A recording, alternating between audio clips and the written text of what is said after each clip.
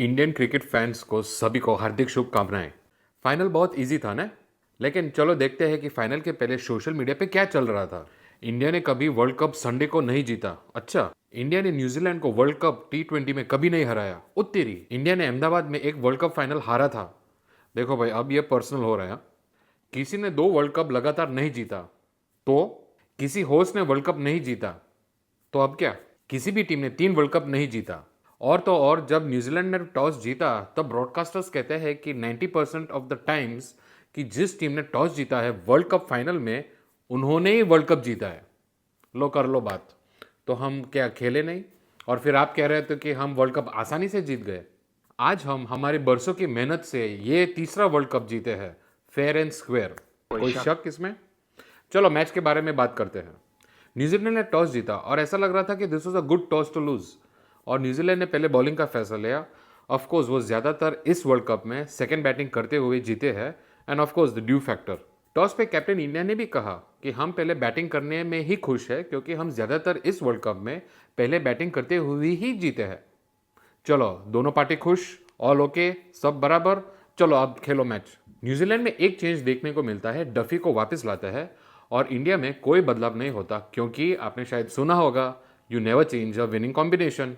India की batting की opening Sanju और शर्मा जी करते हैं, जो दुनिया के नंबर 1 बैट्समैन है, और संजू पहले स्ट्राइक लेते हैं। इसका मतलब नेचुरली सेकेंड ओवर एक स्पिनर को दिया जाएगा और इंडिया 2 ओवर के बाद सिर्फ 12 रन बनाता है बिना कोई नुकसान, और इसमें शर्मा जी का स्कोर होता है 4 बॉल में सिर्फ 3 रन। शाबाश।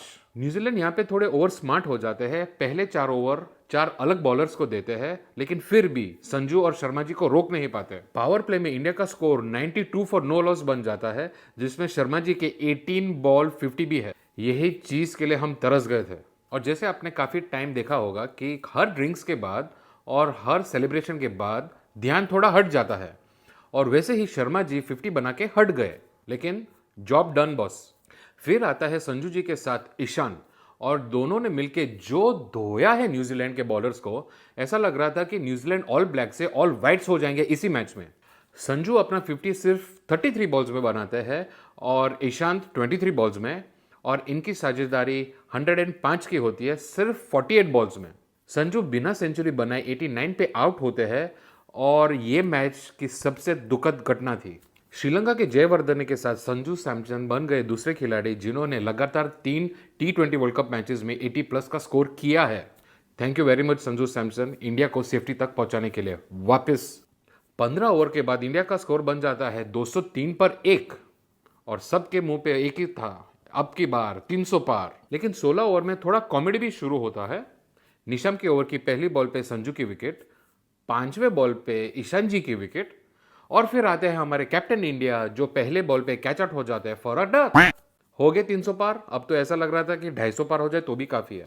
पंड्या जी और वर्मा जी थोड़ा ऑफ रहे इस बार। पंड्या जी 18 बन के आउट हो जाते हैं, लेकिन फिर आते हैं डुबे साहब, और लास्ट ओवर में जो 24 रन मारे, हो गई नया पार 250 पार, और न्यूजीलैंड को देते हैं 256 का टारगेट। सेमीफाइनल में हमने देखा था इंग्लैंड ने 250 रन चेस करने में थोड़े के लिए रह गए थे, तो इसलिए बहुत ज़रूरी था हमारे इंडिया के ओपनिंग बॉलर्स अर्शदीप और हार्दिक को एक अच्छी शुरुआत मिले। अर्शदीप ने अपने पहले ओवर में सिर्फ 4 रन दिए, और उसमें एक ड्रॉप कैच था एलन सर का। लेकिन डोंट वरी डुबे साहब, इतिहास गवाह है कि जो खिलाड़ी ने सेंचुरी मारा वो अगले मैच में कुछ ज़्यादा नहीं कर पाते। जहां अर्शदीप सिंह पहले ओवर में सिर्फ 4 रन देते हैं, वहां दूसरी ओर हार्दिक पांड्या 21 रन के लिए जाते हैं। और फिर तीसरे ओवर यहाँ पे कैप्टन इंडिया का मास्टर स्ट्रोक आता है, जब वो बॉल दे देते हैं उप कप्तान पटेल सर को, और अपने 4th बॉल पर ही इंडिया को पहली ब्रेक देते हैं एलन सर की विकेट से। 4th ओवर के लिए आते हैं बुमराह, और अपनी पहली बॉल पर ही रचिन रविंद्र को आउट करते हैं। उप कप्तान पटेल सर को दूसरा ओवर लगातार मिलता है, और फिर इस ओवर में वो फिलिप्स को क्लीन बोल्ड कर देते हैं, और इसी तरह न्यूजीलैंड का पावर प्ले का स्कोर हो जाता है 52 फॉर 3, और required run rate 14.57। Power play के बाद 7वां ओवर वरुण आते हैं, और न्यूजीलैंड भी वही टैक्टिक अपनाते हैं कि स्टार्टिंग से वरुण को बस अटैक करो। वरुण अपने पहले ओवर में जाते हैं 16 रन के लिए, और इसमें टीम 50 रन पूरे करते हैं सिर्फ 23 बॉल में। 8वां ओवर हार्दिक जी को दिया जाता है वापस, लेकिन इस बार वो सिर्फ 4 रन देते हैं और चैपमैन की विकेट भी लेते हैं। यानी अब न्यूजीलैंड को अगर वर्ल्ड कप जीतना है तो 15 के एवरेज से खेलना होगा, लेकिन अभी भी उनके पास ओपनर टीम है और उनका साथ देने के लिए आ गए हैं डेंजरस मिचेल।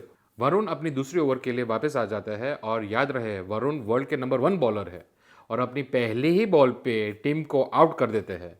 यानी इंडिया ने सिर्फ 8 ओवर में साबित कर दिया कि वो क्यों तीसरी बार वर्ल्ड चैंपियन बनने लायक है। और आप कह रहे हो कि फाइनल आसानी से जीत गए। फिर इंडिया को बस 12 ओवर की फॉर्मेलिटी पूरी करनी थी, जिसमें बुमराह साहब भी 3 विकेट ले गए, पटेल सर भी 1 विकेट ले गए और हम 96 रन से तीसरा वर्ल्ड कप जीत गए अहमदाबाद में। मैन ऑफ द मैच बनते हैं बुमराह। बुमराह तो एक्चुअली हर मैच के मैन ऑफ द मैच ही होते हैं, लेकिन सबसे इंपॉर्टेंट बात, मैन ऑफ द टूर्नामेंट बने संजू सैमसन। यानी क्या बंदा है ये। ओपनिंग करवा लो, लोअर ऑर्डर बैटिंग करवा लो, बाहर बिठा लो, उफ भी नहीं करता। और thanks to the team management की संजू पे भरोसा रखा और आप कह सकते हो कि संजू ने ये वर्ल्ड कप अपने बलबूते पे ही जिताया है। यस, आप कह सकते हो कि पिच काफ़ी अच्छी थी तीनों मैच में, लेकिन दूसरे बैट्समैन जैसे कैप्टन इंडिया और शर्मा जी स्ट्रगल कर रहे थे और संजू जी तब आउट हुए जब इंडिया काफ़ी सेफ बन गए थे। ऑफकोर्स हम बुमराह और बाकी टीम की कंट्रीब्यूशन को नहीं भूल सकते, लेकिन the turning point of the tournament was Sanju Samson. और हाँ, टर्निंग पॉइंट से याद आया, मैच का टर्निंग पॉइंट एक ही हो सकता है कि संजू और शर्मा जी की जो ओपनिंग पार्टनरशिप थी उसके बाद इंडिया को पलट के पीछे देखना ही नहीं पड़ा। मिशन T20 2026 वर्ल्ड कप सफल रहा। अब पूरा ध्यान अगला मिशन ODI वर्ल्ड कप 2027 पे जाना चाहिए, जो अगले साल अक्टूबर-नवंबर में खेला जाएगा साउथ अफ्रीका, नामीबिया और जिम्बाब्वे में। इस T20 वर्ल्ड कप के लिए जैसे हार्दिक पांड्या और बुमराह को बचाया था, वैसे ही अगले साल के वर्ल्ड कप के लिए हार्दिक पांड्या और बुमराह को सिर्फ ODI खेलना चाहिए, ODI टीम के साथ।